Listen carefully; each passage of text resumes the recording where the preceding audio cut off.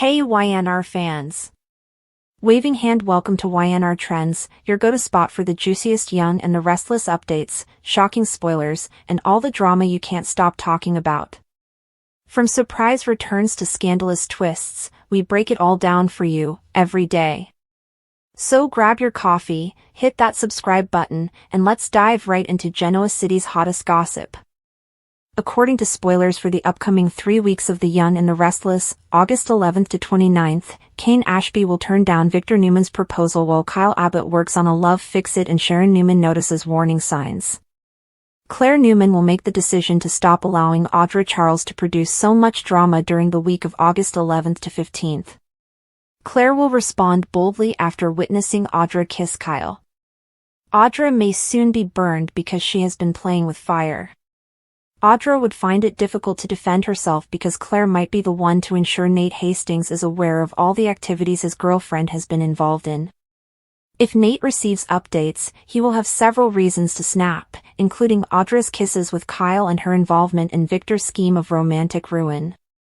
Lily Winters will surprise Holden Novak by telling him that Damian Kane was slain on the trip to France. Lily will expose Kane's lack of integrity and urge Holden to exercise caution after he will trick her into believing he was unaware that Kane was Aristotle Dumas. Kane will probably reject Victor's suggestion to band together against the Abbotts in the interim. Instead, Victor would devise a plan of Kane retaliation and finally enlist Nick Newman as a participant.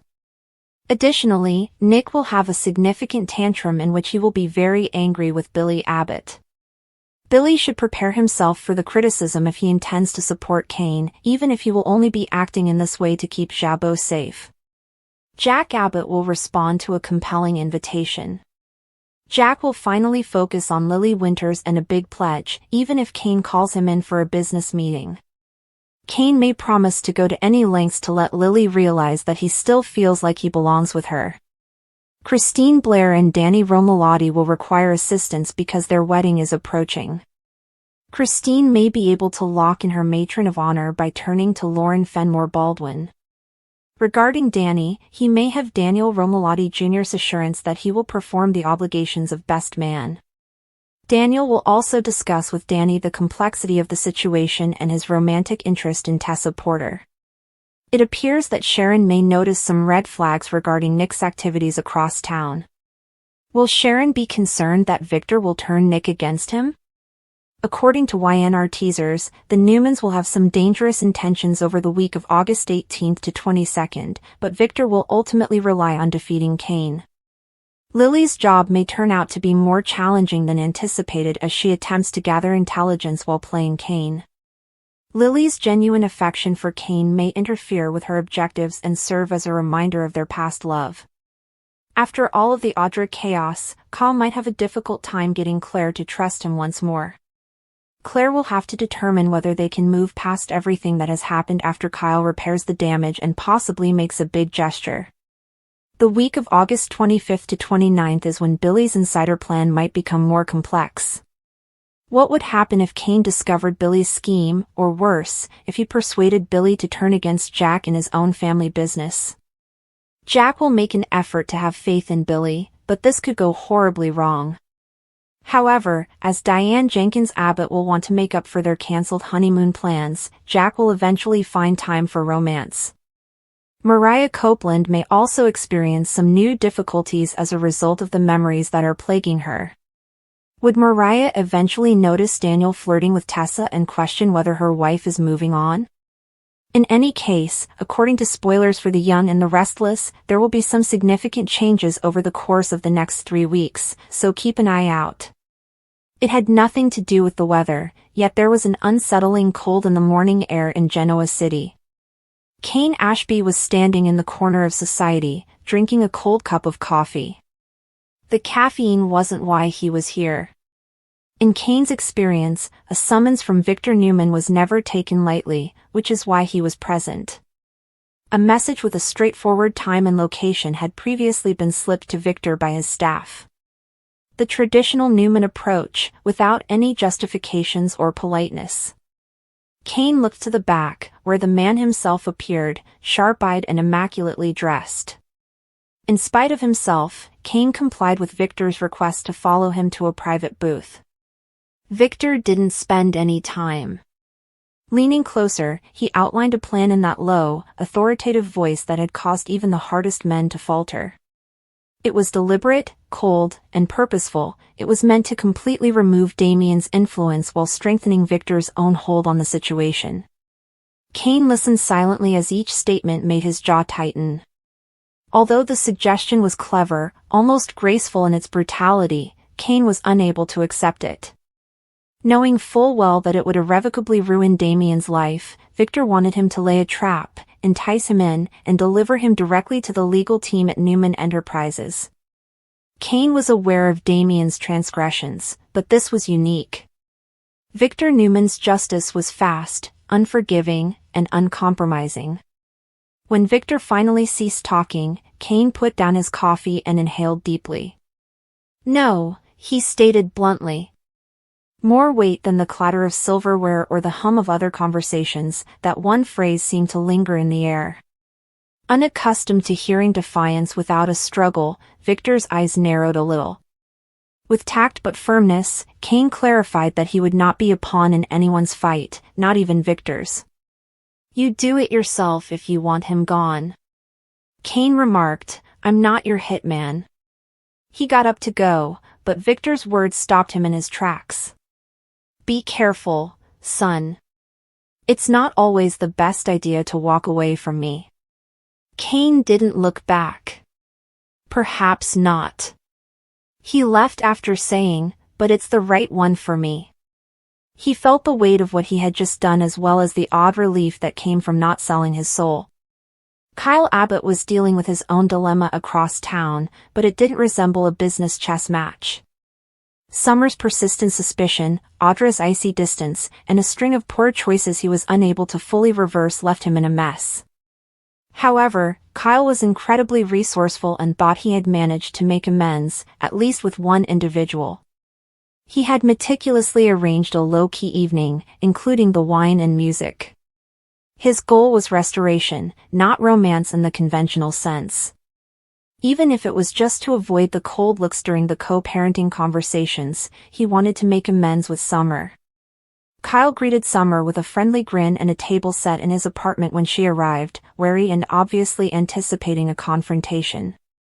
It had purpose, but it was subtle and unobtrusive. He reassured her that all he wanted to do was converse. He even acknowledged his recent shortcomings, a rare show of weakness that caused Summer to soften, just a little. Kyle guided their talk during dinner toward their common past, the enjoyable times, and the recollections that seemed to belong to separate individuals. Although he spoke steadily, there was a hint of something deeper, something that had not yet been expressed, in his gaze. The tension between them had changed by the time dessert arrived.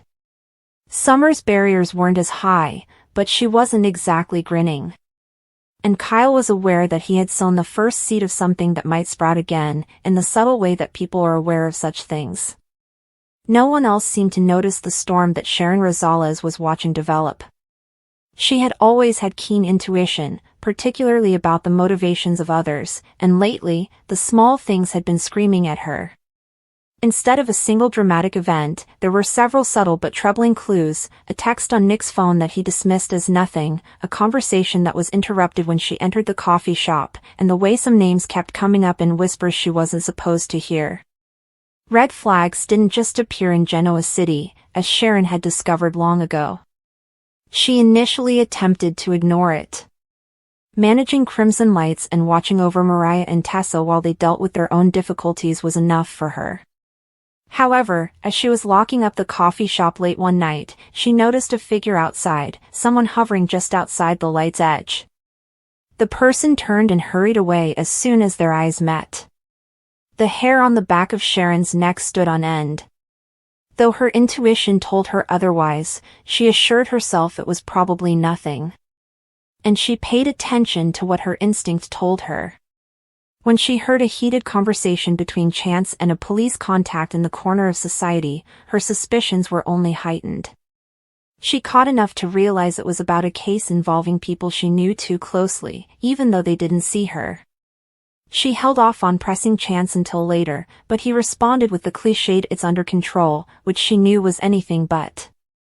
This was becoming personal to Sharon, who detested being kept in the dark. She couldn't get rid of the idea that, if she didn't figure it out in time, whatever was going on would affect everyone she cared about. With a minor victory in his eyes, Kyle led Summer to the door of the Abbott apartment, where the evening came to a peaceful conclusion. However, as she was leaving, he saw that Audra had left a message on his phone. His stomach knotted at the sight of her name. He chose to pour himself another drink and remain in the silence rather than respond, at least not immediately. Although his romantic fix with Summer had been a positive development, he was aware that it wouldn't last if the rest of his life continued to go south. In actuality, Kyle was attempting to manage too many fires, and eventually, one of them would burn him. Conversely, Kane was coping with the consequences of his rejection. In Genoa City, word spread quickly, and by the next day, rumors of his rendezvous with Victor were already circulating. Some silently respected the bravery it needed to stand his ground, while others referred to him as reckless for rejecting the guy who had the power to create or ruin fortunes. Kane had no desire for praise. All he was doing was attempting to live with himself. Though he convinced himself that he had made the correct decision, a persistent question lingered in the back of his mind: had he just set himself up for attack? When he heard someone knock on his door later that evening, that thought was still there. It wasn't a delivery or a neighbor's knock, rather, it was purposeful and almost too patient. Kane opened it to find a little envelope on the floor and no one inside. There was a single sheet of paper with the words "You made a mistake" printed in block letters on it. There was no signature or explanation, just that. For a long moment, Kane stood in the doorway, looking around the deserted hallway, wondering if this was Victor's way of reminding him of the consequences of disobedience, or if someone else had chosen to provide the warning. Sharon was going to receive a warning as well. She discovered a folded note pinned to the door of Crimson Lights when she opened it the following morning.